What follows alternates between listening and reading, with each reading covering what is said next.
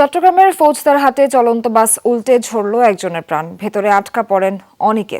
স্থানীয়দের সহায়তায় তাদের উদ্ধার করে ফায়ার সার্ভিস।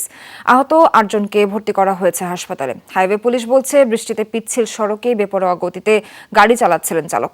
তারপর চাকা পাংচার হয়ে নিয়ন্ত্রণ হারালে আইল্যান্ডে উঠে পড়লে ঘটে দুর্ঘটনা।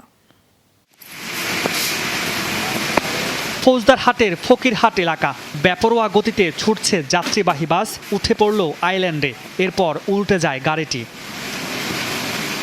শনিবার সকাল ৯টার দিকে ঘটে দুর্ঘটনাটি। প্রত্যক্ষদর্শীরা জানান, চট্টগ্রাম থেকে ফেনীতে যাচ্ছিল স্টারলাইন পরিবহনের বাসটি। চলছিল দ্রুত গতিতে, হঠাৎ পেছনের একটি চাকা পাংচার হলে চালক নিয়ন্ত্রণ হারান, উল্টে যায় বাস। আমরা এসে দেখছি যে গাড়িটা উল্টানো, মানুষ চিল্লাচ্ছে ভিতর থেকে। চাকা মনে হয় বাস্ট হয়েছিল, তো মানুষ যখন সবাই আসছে দেখতেছে এখানে অনেকজন হতাহত ছিল। গাড়ি স্লো করার জন্য স্লো হচ্ছে না, আইল্যান্ডের সাথে বাজাই দিয়েছিল। আইল্যান্ডের সাথে একবার বাজায়, পাশে আবার একটা ম্যাক্সিও ছিল, ওই ওভারটেক করতে যায়, পরে আবার স্টার্টিং কাট নেওয়ার সময় উল্টে নিচে পড়ে গেছে। স্থানীয় লোকজন যারা ছিল আমাদের ইয়ার থেকে এক্সকেভেটর নিয়ে গেছে, পাশে থেকে এক্সকেভেটর নিয়ে যায়, ওটা দিয়ে মানুষজন লোকজন বের করছে। বাস উল্টে যাওয়ায় ভেতরে আটকা পড়েন যাত্রীরা। স্থানীয়রা চেষ্টা করেন উদ্ধারের, পরে যোগ দেয় ফায়ার সার্ভিস। পাওয়া যায় মরদেহ, উদ্ধার করা হয় আহতদের। ভিতরে ঢুকছিলাম, একজন মহিলাকে আমি বাইর করছি, আর 3 জন নিয়ে গেছে। এর আগে একজন মারা গেছে ভিতরে থাকতে। এক্সকাভেটর দিয়ে আলগাইয়ে জনগণ ধাক্কা দিয়ে ওই গাড়িটা নিচে পাথর দিয়ে কিছু মানুষ বের করছে, 2-3 জন। গাড়িটা পোল্ট্রি গাড়ি উপরে উঠিয়েছে। উপরে ওঠার পরে এখানে অনেক লোক আহত হয়েছে মেডিকেলে বর্তমানে সবাই, কিন্তু মাথা ভাঙছে, হাত ভাঙছে, পা ভাঙছে, 2-1টা সিরিয়াস। পুরো স্যান্ডউইচই আছে বাসটা।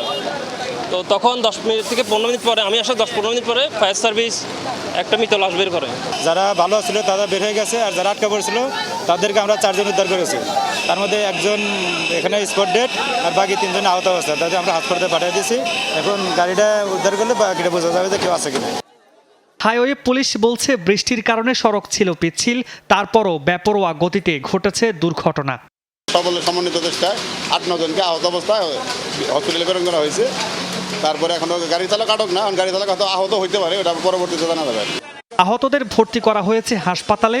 তাদের মধ্যে কয়েকজনের অবস্থা গুরুতর। ব্রেক ফেল হয়েছে, তারপরে বাস কি হয়েছে আর কোথাও।